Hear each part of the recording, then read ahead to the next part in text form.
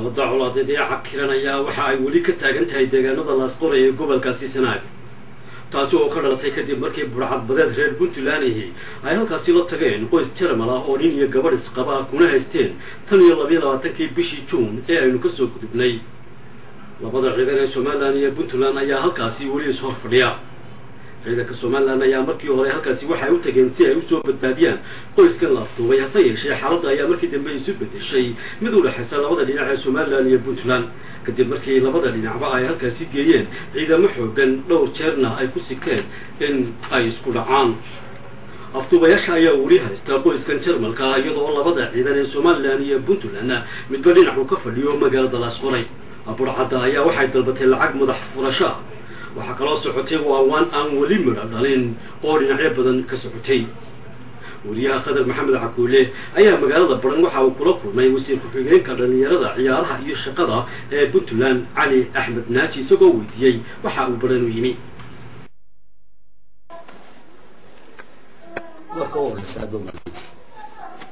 waqtiga iyo transfersiseen كثيرين على مدار مرات كذا صلاة يبوحوها وقت السناد سيب بريج السناد مشكلات كعبورة يوم برعبة وبدأ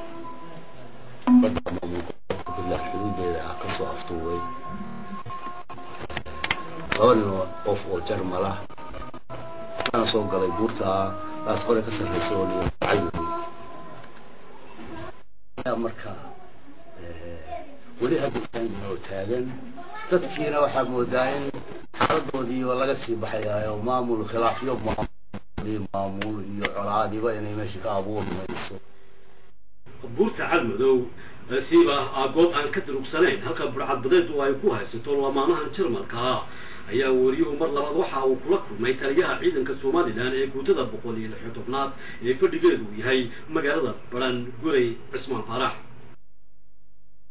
saddex wado ayaa ku baxda saddex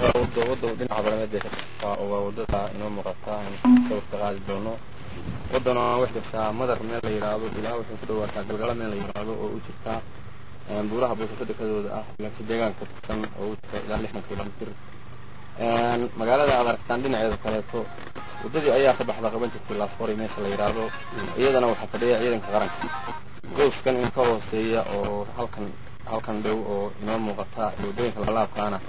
ciidanka qaranka ayaa ku sugan dhinaca shisho ka gudubsan magaalada oo ku sugan yihiin waxayna ku horjoogaan wadooyinka burcadbadeed ay u marisay mashacaleed ka iman jiray ayay labada dhinac ciidanka qaranka ka wareegsan yihiin